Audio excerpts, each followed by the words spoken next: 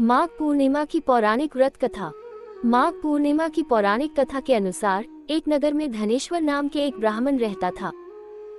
उसकी पत्नी का नाम रूपवती था, जो कि बहुत ही पतिव्रता और सर्वगुण संपन्न थी, लेकिन उन्हें कोई संतान नहीं थी, इसलिए वो दोनों बहुत चिंतित रहते थे।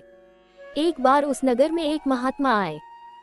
उन्होंने उस नगर के सभी घरों से दान लिया, लेकिन धनेश्वर की पत्नी जब भी उन्हें दान देने जाती तो वो उसे लेने से मना कर देते थे। एक दिन धनेश्वर महात्मा के पास गया और उसने पूछा कि हे महात्मन, आप नगर के सभी लोगों से दान लेते हैं, लेकिन मेरे घर से नहीं लेते हैं। हमसे अगर कोई भूल हुई हो तो हम ब्राह्मण दंपत्ति आपसे क्षमा याचना करते हैं। इस पर महात्मा ने कहा, नहीं विप्र, तुम तो हमेशा आदर सत्कार करने वाले ब्राह्मण हो, तुमसे भूल तो कभी भी नहीं हो सकती है।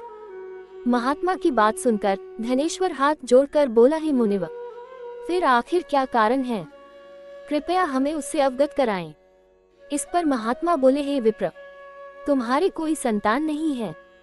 जो दंपति निसंतान हो उसके हाथ से भिक्षा कैसा ग्रहण कर सकता हूँ। तुम्हारे द्वारा दिया गया दान लेने के कारण मेरा पतन हो जाएगा। बस यही कारण है कि मैं तुम्हारे घर से दान स्वीकार नहीं करता।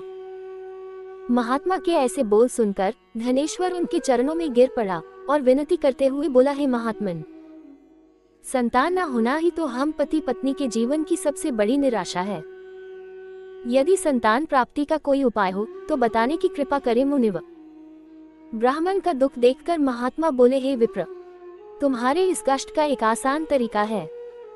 तुम्हें 16 दिनों तक श्रद्धापूर्वक काली माता की पूजा कर उन्हें प्रसन्न करना होगा, तो उनकी कृपा से अवश्य तुम्हें संतान की प्राप्ति होगी। इतना सुनकर धनेश्वर बहुत खुश हुआ।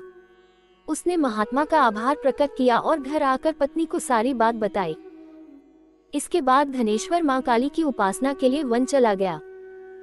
ब्राह्मण ने पूरे 16 दिन तक काली माता की पूजा की और उपवास रखा। उसकी भक्ति देखकर और विनती सुनकर काली माता ब्राह्मण के सपने में आए और बोली, हे धनेश्वर, तू निराश मत हो, मैं तुझे संतान के रूप में संतान की प्राप्ति का वरदान देती हूँ, लेकिन 16 साल की अल्पायु में ही उसकी मृत्यु हो जाएगी। काली माता ने कहा, यदि तुम पति पत्नी विधिपूर्वक 32 पूर्णिमा का व्रत करोगे तो तुम्हारी संतान दीर्घायु हो जाएगी। प्रातःकाल जब तुम उठोगे तो तुम्हें यहाँ आम का एक वृक्ष दिखाई देगा। उस पेड़ से एक फल तोड़ना और ले जाकर अपनी पत्नी को खिला देना। शिव जी की कृपा से तुम्हारी पत्नी गर्भवती हो जाएगी। इतना कहकर माता अंतर ध्यान हो गईं। प्रातःकाल जब धनेश्वर उठा तो उसे आम का वृक्ष दिखा, जिस पर बहुत ही सुंदर फल लगे थे। वो काली माँ के कहे अनुसार फल तोड़ने के लिए वृक्ष पर चढ़ने लगा। उसने कई बार प्रयास किया, लेकिन फिर भी फल तोड़ने में असफल रहा। तभी उसने गणेश भगवान का ध्यान किया और गणपति की कृपा से इस बार वो वृक्ष पर चढ़ गया और उसने फल तोड़ लिया। धनेश्वर ने अपनी पत्नी को वो फल दिया, जिसे खाकर वो कुछ समय बाद गर्भवती हो गई। दंपत्ति काली माँ के निर्देश के अनुसार हर पूर्णिमा पर दीप जलाते रहे। कुछ दिन बाद भगवान शिव की कृपा हुई और ब्राह्मण की पत्नी ने एक सुंदर बेटे को जन्म दिया, जिसका नाम उन्होंने देवीदास रखा। जब पुत्र 16 वर्ष का होने को हुआ तो माता पिता को चिंता होने लगी कि इस वर्ष उसकी मृत्यु न हो जाए। इस पर उन्होंने देवीदास के मामा को बुलाया और कहा, तुम देवीदास को विद्या अध्ययन के लिए काशी ले जाओ और 1 वर्ष बाद वापस आना। दंपत्ति पूरी आस्था के साथ पूर्णिमासी का व्रत कर पुत्र के दीर्घायु होने की कामना करते रहे। काशी प्रस्थान के दौरान मामा भांजे एक गांव से गुजर रहे थे। वहां एक कन्या का विवाह हो रहा था। विवाह होने से पूर्व ही उसका वर अंधा हो गया।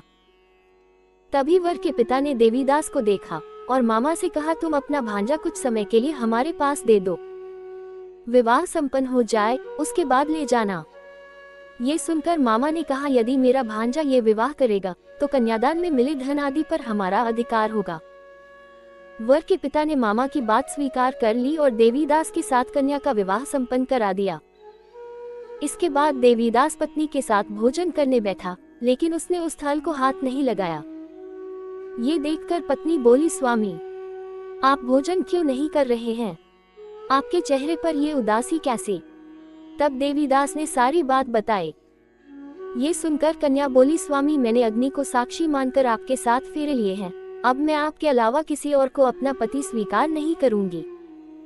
पत्नी की बात सुनकर देवीदास ने कहा, ऐसा मत कहो, मैं अल्पायु हूँ। कुछ ही दिन में 16 वर्ष की आयु होते ही मेरी मृत्यु हो जाएगी।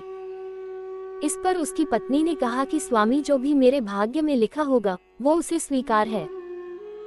देवीदास ने उसे समझाने की बहुत कोशिश करी, लेकिन जब वो नहीं मानी तो देवीदास ने उसे एक अंगूठी दी और कहा, मैं काशी जा रहा हूँ, लेकिन तुम मेरा हाल जानने के लिए एक पुष्प वाटिका तैयार करो। उसमें भांति भांति के पुष्प लगाओ और उन्हें जल से सींचती रहो।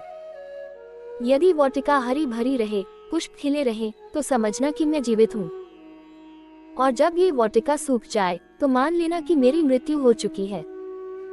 इतना कहकर देवीदास काशी चला गया।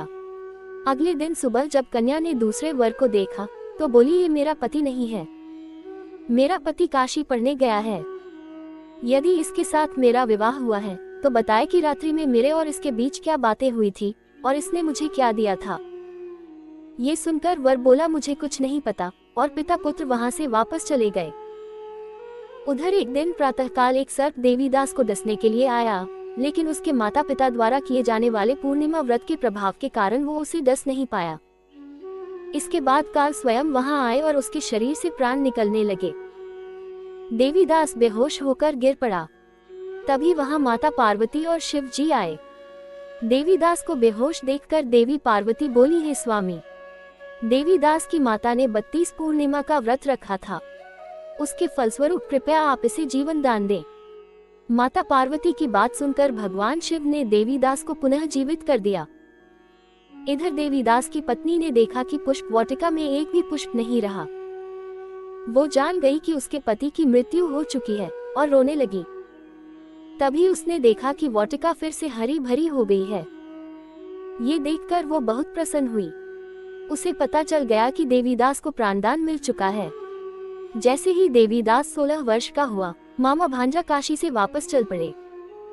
रास्ते में जब वो कन्या के घर गए तो उसने देवीदास को पहचान लिया और प्रसन्न हुई।